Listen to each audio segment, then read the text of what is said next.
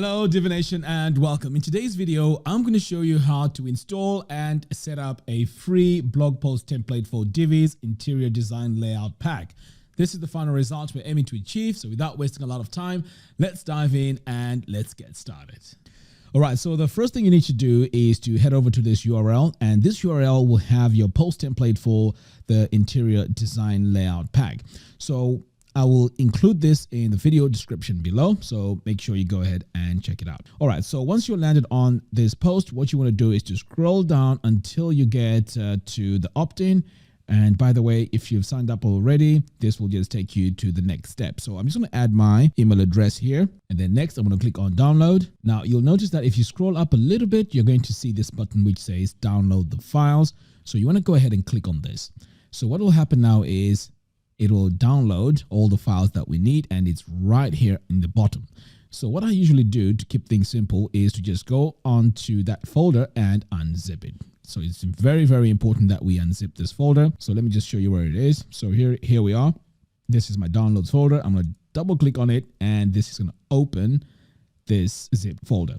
Okay, so now that I've opened this, we're going to see this Divi interior design blog post template. Right, so the next step now is to go onto our website. So I am going to just close this, and then I'm going to switch over now to my website. All right, so what you want to do is to go all the way down here to Divi, and then hover over where it says Divi and click on theme builder. Okay, so right now we are in the builder. So the next step now is to install our blog post template.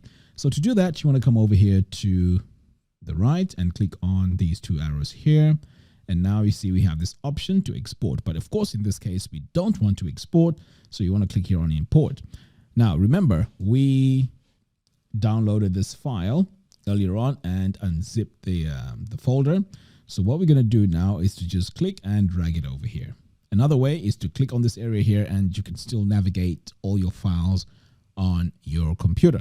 All right, so now that I've added this, make sure override default template is selected, and then I am going to import this template. All right, so now my template has been imported, and here it is. Next, you want to click on save changes, and then we're just going to come over here to our post. I'm going to open this in a new tab just in case we need to come back here. So now that I've opened my post, I'm just going to open a basic one here. So I'm just going to view this and see what it looks like. So there we go. So now you can see clearly that our layout has worked, and this is what we have. Okay, so we also have the opt-ins and everything that we need. So what we're going to do next now is to pretty much go in and show you how you can go in and make changes to this, and also how to set up your email opt-ins. So back over here on our theme builder, what you need to do next now to make any changes to this is to go into the template itself by clicking on this pencil icon. So I'm going to click on that. And now this has taken us into the builder itself. So there are cases where you may want to make changes to colors, because of course this template comes with its own colors. But if you want to use this template on your own website, you'd need to go in and change the colors to match your branding. So let's start off here with the section. So if I click here on my section settings, click on background, this is where our black background color is. So we can make changes to this. So let's say I want to change it to this red. You can see here, it is very easy to go in and make changes to that. So that's where you would go in and change your colors. So I'm just going to close this. Next, we're going to take a look here at this title. So we notice that this is dynamic content, which means whatever title you have for your blog post, this will just adapt to whatever blog post it is, because it's going to be pulled in dynamically. But what I want to show you is how you can change this text. So I'm going to click here on my module settings, and now this is going to take us to our call to action settings. I'm going to come over here to design, and this is where now you can play around with your text. In fact, you can change your fonts here. So let's say you want to use, say, my favorite one, Poppins. I can just go ahead and select that. I can also play around with the weight here. So I can set this to ultra bold. So now you can see that it's very, very easy to change. Now, once you make any changes on this, you need to go in and just save your changes. So now you can see I've just quickly updated that. Next, we also have an image here, and this image is also dynamically added. So we can see here that this will pull the image from our featured image. So again, you can go into design, you can play around with the alignment, the sizing, and so on. But this is where you would make the changes to that. All right, so I'm going to save that. Now moving on, over here as well, we have a bunch of dynamic text here. So you can see this will pull our category 1, 2, and 3. In fact, you know what? Why don't you take a look at the blog post so you can see what I mean? So here is what I meant. This is our featured image. So whatever featured image we have on our post is what's going to show here. I'm just going to refresh this so you can see the changes that I've made to the title here. Oh, in fact, I still have to change the whole template or save the whole template. All right, so this is the dynamic text. So you can see here, this has pulled in the date, but if we come over here, we can go in and make a lot of changes to this. But as you can see, this is all dynamic text. But what I'm interested in right now is to go in and take a look at the colors. So you can see here we have our columns. So if you click on this gear icon, you can go into that column, make changes to it if you want, or you can make changes to your row settings by coming over here to design. You can play around with the sizing. So you can see here the gutter width is set to 1. We can equalize the column height. So if you want to make any changes to any of this, you can play around with the sizes here. Okay, so I'm just going to close that. Right, so the next step is this post content. So the post content is also very important because this is this area right here. Okay, so you can change the font of this as well and also change the color if you wanted to. So now to make changes to that, you just click on this gear icon. Now this was going to take you to your post content settings. So now you can go into design and then target each specific item. So right now we have our heading font here. So I can change that to Poppins, for example. And now you can see it's changed there. I can move on to the next one, do the same thing, change this to Poppins. I can even change the paragraph text by coming over here. So as you can see, it's very easy to go in and make changes to match the fonts of your actual existing website. All right, so I'm not going to save this. I'm just going to close out of here and let's head over all the way down to the bottom here because this is an area where we have even more information. So I'm going to go ahead now and click here on our module settings, and this is going to take me to my testimonial settings. I'm going to scroll all the way down here to my background, and this is where we have this color here. So we can change this to whatever color we want. Of course, you don't want to have yellow on a white text on a yellow background because it's very difficult to read. But anyway, you get what I mean. This is where you change your colors if you want to change colors to that. So I'm just going to close out of this. And here we also have an image which has been applied. So to make changes to that image, you just come over here to your column settings. And that is our image. So you can change this to whatever image you want. Again, I'm going to close out of here.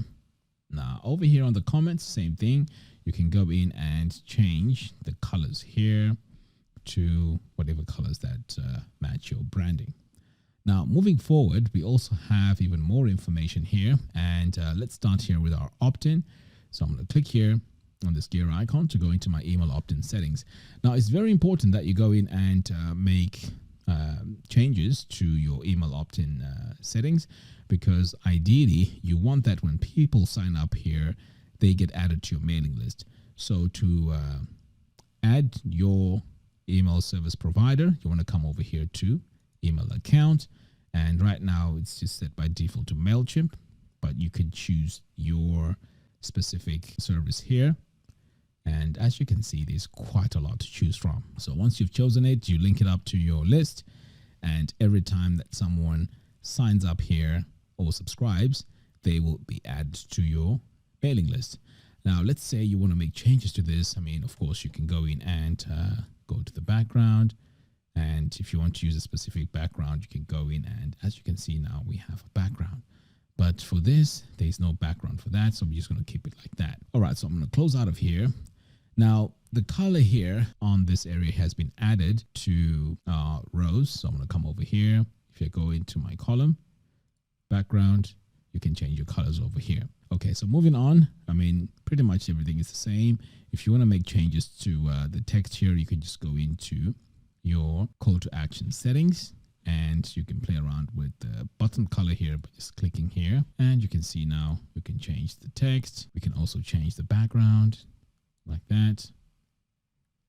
and maybe the text. I know I keep adding a very light color. Okay, if you're going to be using yellow, you need to use black text or very dark text. All right, so that's where you'd go in and make your changes. And over here, you can play around with the text colors as well. And you can also change the font, and same applies here to the title.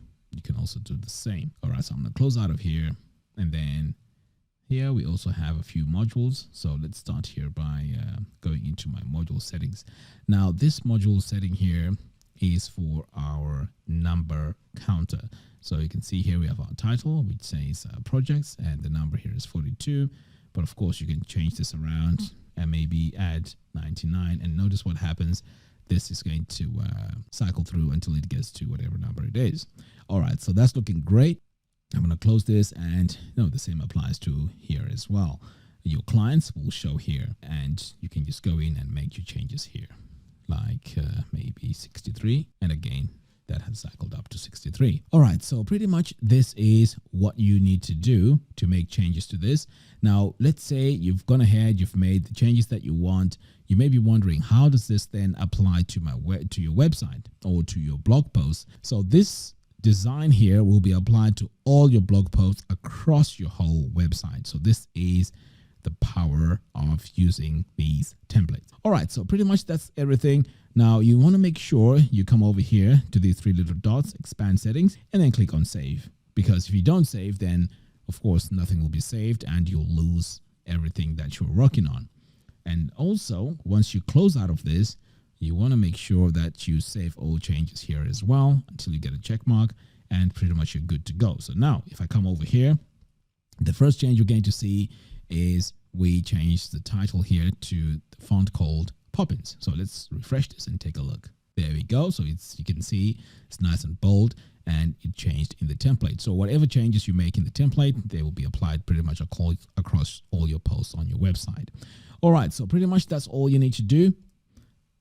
So go ahead and make sure you don't forget to connect your email opt-in. So there you have it. Thank you all for watching. If you like this video, please give us a thumbs up, and do follow us on our social media platforms. By doing so, you'll be notified every time we release new tutorials. Until next time, thanks for watching, and I'll see you in the next video. Take care.